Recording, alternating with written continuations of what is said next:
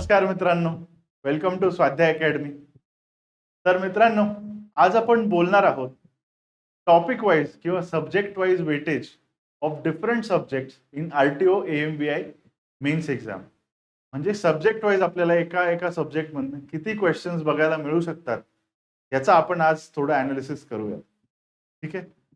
तर अनालिसिसकडे जाण्याच्या आधी एक लक्षात घेऊया, हे जे अनालिसिस आहे हे बेस्ड आहे इथून मागे जे एक्झाम झाल्या, मेन्स एक्झाम ज्या झाल्यात, आरटीओ एएमबीआय मेन्स एक्झाम इथून पहिले ज्या झाल्या आहेत त्याच्या बेसिसवर.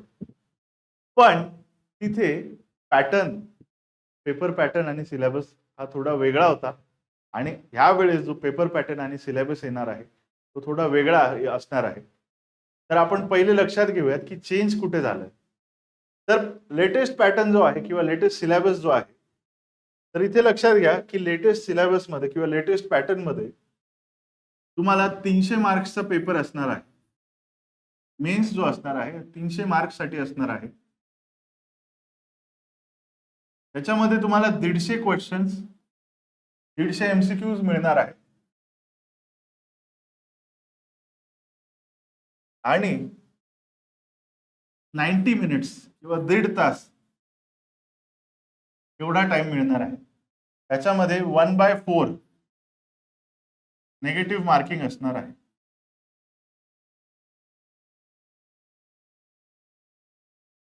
ठीक आहे. 1/4 नेगेटिव्ह मार्किंग स्कीम असणार आहे.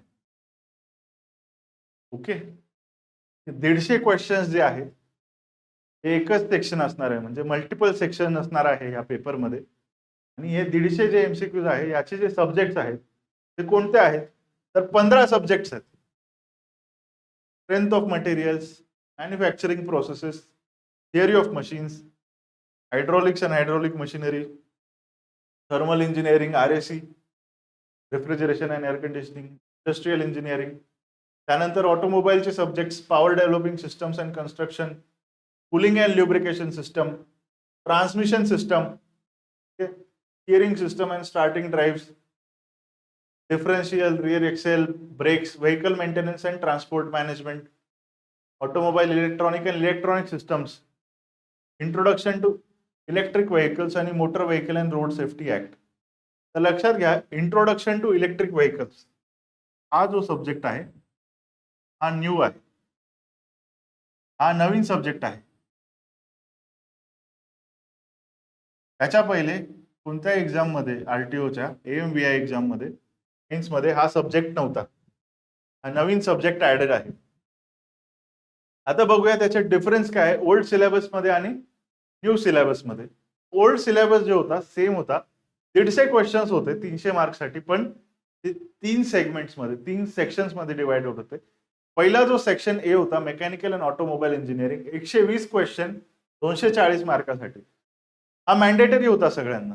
हे जे 120 क्वेश्चन्स होते, तर हे ह्या 6 सब्जेक्ट्स मधनं यायचे. Strength of materials, mechanical technology म्हणजे त्याच्यात मटेरियल्सचा काही पार्ट होता आणि मॅन्युफॅक्चरिंगचा एक पार्ट होता, मॅन्युफॅक्चरिंग प्रोसेसेसचा पार्ट होता. Theory of machines, hydraulics, thermal engineering आणि automobile engines, industrial electronics. Automobile engines मध्ये constructional features of CISI engine, combustion, fuels, performance testing of IC engine, pollution control, हे सब टॉपिक्स होते. त्यानंतर section A नंतर पुढचे जे 30 question होते तुमचे 60 मार्कासाठी, त्यासाठी तुमच्याकडे 2 ऑप्शन्स होते. तर एक होता मेकॅनिकल इंजिनिअरिंग, ज्याच्यात हे सब्जेक्ट होते हायड्रॉलिक मशीन्स, RAC, इंडस्ट्रियल, हे 3 सब्जेक्ट होते. आणि दुसरा जो सेक्शन होता ऑटोमोबाईल इंजिनिअरिंग, 30 क्वेश्चन 60 मार्क. म्हणजे ही चॉईस होती, तुम्ही सेक्शन बी आणि सेक्शन सी मधनं एक चॉईस करू शकत होता. सी मध्ये तुम्हाला होतं automobile system, vehicle maintenance, transport management आणि मोटर व्हेकल ऍक्ट.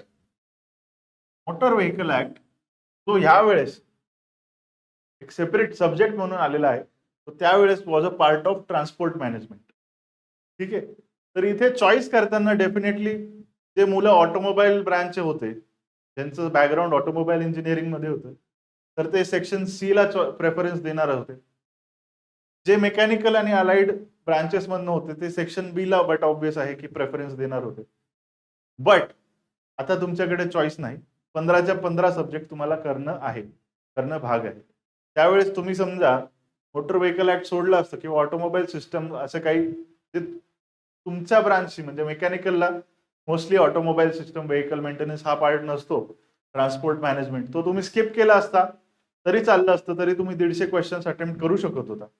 बट यावेळेस जे 15 सब्जेक्ट्स आपल्या सिलेबसमध्ये आहेत सगळे सब्जेक्ट्स आपल्याला करणं अनिवार्य आहे. एकही सब्जेक्ट इथे तुम्ही स्किप करू शकत नाही. तर हा इथे डिफरन्स आहे ओल्ड सिलेबस आणि पॅटर्न मध्ये आणि नवीन सिलेबस आणि पॅटर्न मध्ये. अलॉंग विथ दॅट इलेक्ट्रिक व्हेकलचा जो सब्जेक्ट आहे हा न्यूली ऍडेड आहे. तर मी इथे हे का सांगतो आहे की जुना पॅटर्न वेगळा होता आणि नवीन पॅटर्न वेगळा होता, कारण आपण जे क्वेश्चन नंबर ऑफ क्वेश्चन्स एका सब्जेक्ट मधनं किती आले आहेत, किती मार्काला आले आहेत, ह्याचं जे अनालिसिस केलं आहे हे इथून मागे जे पेपर झाले आरटीओ एएमबीआय मेन्सचे त्यांच्या बेसिसवर केलं आहे. पण त्यावेळेस पॅटर्न वेगळा होता, त्यामुळे काय होतं ते जे नंबर ऑफ क्वेश्चन्स आहे ते नक्कीच यावेळेस खालीवर होणार आहे. ओके, तरी आपण एक अंदाज बांधू शकतो की हे जे नंबर ऑफ क्वेश्चन्स आहे ऑन एन ॲव्हरेज इथून मागे जे पेपर झाले त्याच्यामध्ये त्या सब्जेक्ट मधनं किती क्वेश्चन्स आले हे इथे मेन्शन केलं आहे. पण यावेळेस नक्की त्याच्यात आपल्याला डिफरन्स बघायला मिळेल, कारण तेव्हा पॅटर्न वेगळा होता, आता पॅटर्न वेगळा आहे. सिलेबस पण तेव्हा वेगळा होता, यावेळेस सिलेबस वेगळा आहे. आणि स्पेसिफिकली इलेक्ट्रिक व्हेकल्स, ठीक आहे, इलेक्ट्रिक व्हेकल्स हा जो पार्ट आहे हा इथून मागे नव्हता, त्यामुळे त्याच्यात किती क्वेश्चन्स येतील हे सांगता नाही. तसं बघितलं तर 15 सब्जेक्ट, 15 सब्जेक्ट्स,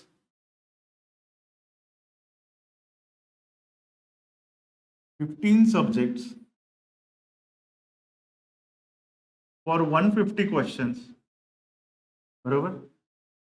तर हे सरळ सरळ जर इक्वेशन बघितलं तर एका सब्जेक्ट मधनं 10 क्वेश्चन्स असं बनतं, बरोबर. मग त्यात काही सब्जेक्ट इम्पॉर्टंट आहेत, त्याच्यामध्ये 10 ते 15 क्वेश्चन पर्यंत जाऊ शकतं.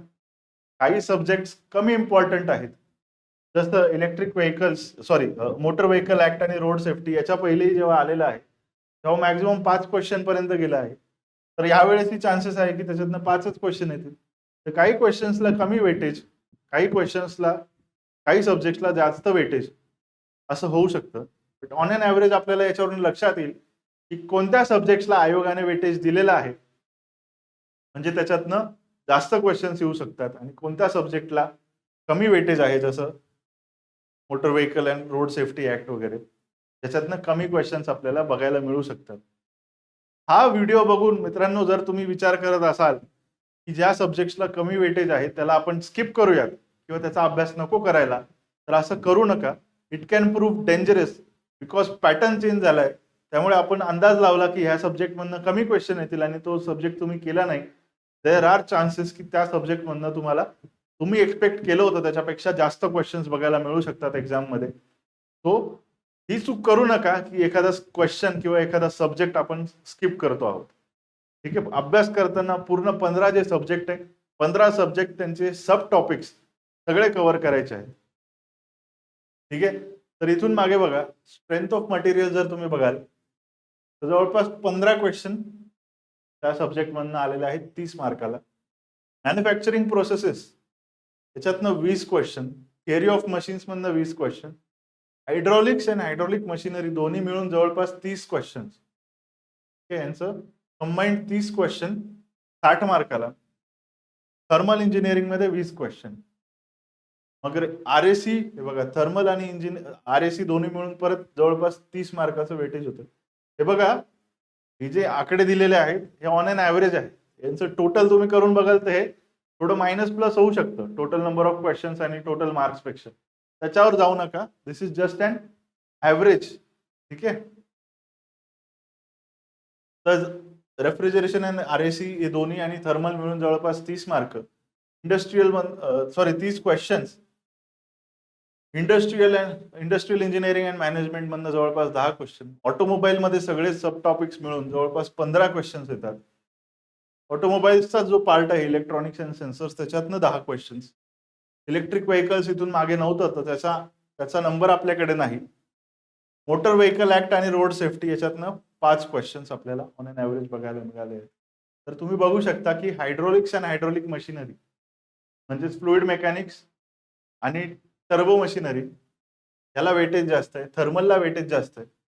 त्यानंतर मॅन्युफॅक्चरिंग आणि थिअरी ऑफ मशीन्स यांना वेटेज आहे.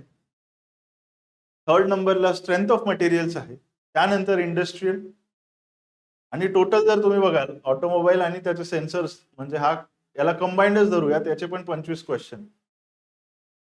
तर थर्मल फ्लुइड ऑटोमोबाईल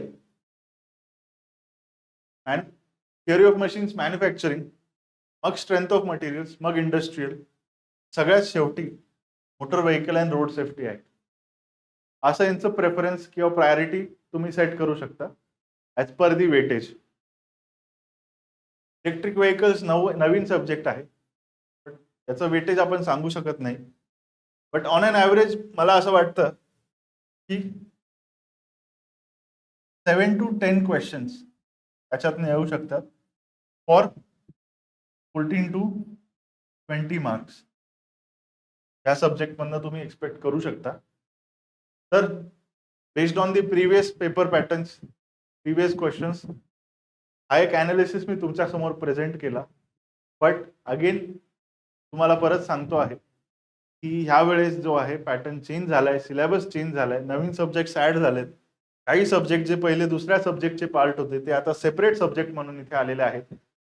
त्यामुळे पेपर पॅटर्न जो आहे ते number of questions from each subject हे चेंज होऊ शकतं. But based on previous analysis आपण हे सांगू शकतो की याच्या आसपास क्वेश्चन यायचे चान्सेस आहेत. ठीक आहे, कोणत्याही सब्जेक्ट मधनं कितीही क्वेश्चन्स येऊ द्या, कमी होऊ द्या, जास्त होऊ द्या, याच्यापेक्षा तुमचं प्रिपरेशन स्ट्रॉंग पाहिजे. कोणताही क्वेश्चन कसंही आला तरी तुम्ही त्याला टॅकल केलं पाहिजे, provided it comes from the syllabus. ठीक आहे, तो सिलेबस आयोगाने दिला त्यातनं क्वेश्चन आला तर तो कुठूनही येऊ द्या, कसाही येऊ द्या, तो तुमचा सॉल्व्ह झालाच पाहिजे. आणि त्यासाठी तुमची तयारी खूप स्ट्रॉंग पाहिजे. त्यामुळे मागच्याही व्हिडिओमध्ये मी तुम्हाला सांगितलं आहे की मेन्सचा अभ्यास आत्तापासून चालू करा. आणि परत मी सांगतोय की मेन्सचा अभ्यास चालू करायची हीच योग्य वेळ आहे. तो तुम्हाला चालू करायचा असेल तर नक्की तुम्ही स्वाध्याय अकॅडमीच्या ॲपवर जा. तिथे मेन्सची आपण बॅच लॉन्च करत आहोत लवकरच. ती बॅच घ्या, त्याने तुम्हाला नक्की मदत होईल. ठीक आहे, एवढंच सांगतो आणि आज इथे थांबतो. थँक्यू.